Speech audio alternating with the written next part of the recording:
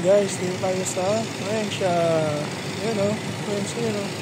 Ayan guys, magbibideo tayo para naman dun sa mga first timer na pupunta dito, at least makita nila or ma-idea na sila kung ano yung papasukin nila later. Okay? Yan, sige, enjoy lang tayo. Guys, yan yung disposable na pwedeng gamitin kasi mamaya malalaman nyo kung bakit. Pwede rin yun sa lalaki. Yes, pwede na yan. Pwede lang. Guys, registration. Nagay ko rin yan. Price list ko na. Sure yan, ma. For walk-in. First time. Ari lang yan, first time. So, isang tip para hindi ka bumayad ng walk-in rates kasi mas mura kung may reservation. So, kung talagang pupunta ka doon, kahit na day before, pwede ka mag-avail ng coupon nila. Yung coupon nila para may discount yun. So, yun. Ganun yung ginawa namin actually. Okay? Kapag-register tayo, yung magnetic key natin. Time check. 11:39. Yan. Diyan.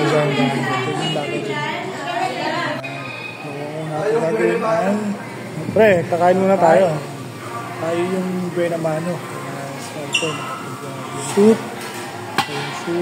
rice, yan, palabok, this is pancit, this is chicken,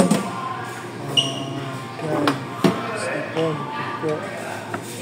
chicken, may fried chicken pa dyan. Ito naman pang shawarma, yan, pwede ko tayo dyan.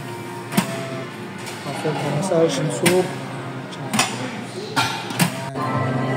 yan, kain muna tayo bago magpa-massage. Gutom mo. Siyempre, nahin ko na itong ganyan. Tapos pa rin ito.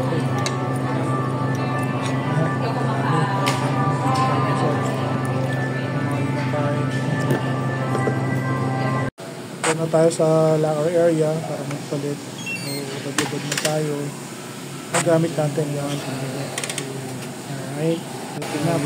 By the way, hiwalay nga pala yung sa female and mag-refer tayo sila. So, puro lalaki lang tayo dito. Sabi tayo babae. Oh, yan, di ba? Nakita nyo na yung mga bawal. Bawal yung gadget. Kahit anong gadget sa loob.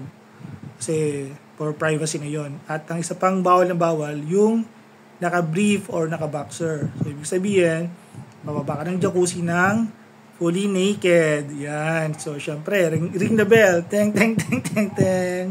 Tapos, para na rin sa iba, bago ka bumaba, kailangan mag-shower ka muna. Linis muna ng mga private parts para syempre, alam mo na. Tapos, ang ginawa ko, steam bath muna ako. After ng shower, steam bath. Tapos, pahinga. Kasi sobrang init, hindi makatagal doon. Ayan, bago lumubog ng jacuzzi naman after. Ayan. Okay, balik tayo later. Pero magbabad sa jacuzzi. Ayan. Ready for massage. Ayan. Balik na tayo. Ready for massage na tayo. Ayan. So, malinis siya. Dahil parang nabitin ako sa 1 hour massage, ito na lang yung gagawin natin. Food trip na lang tayo. Grabe. Sulit na sulit yung ano dito. Yung maghapon mo, yung binayad mo na for 6 hours. Kasi after ng lunch kanina, tapos nagpa-massage nga. Tapos after nun, pwede ka pang bumalik for merienda naman. Ang dami pa nilang sinuserve for merienda. Yan, sulitin natin para okay yung the whole day na pahinga. Okay? Sabi ko nga kanina, nagluluto tayo ng shabu-shabu para may higop sa bahay. So, bahala na. Pagsama naman natin. Suot ako, nagdaw pa. Kaya na. Kaya masarap naman ng massage. Kaya nakatulog na kaya ulit. Ayan, merienda pa. Saging, sarap ng saging. Nakarami ako nun. Tapos may mga pa. Kapi na rin ako. Sarap nakatuloy ako sa abing mga masakit. Tapos yung mga parating pa din na merienda. Chicken, spaghetti pa. Dami dessert. Ayan, salad.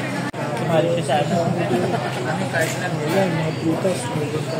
Diba yung group na solve? Ayan, ready to go na. So, balik sa shower room. Toothbrush.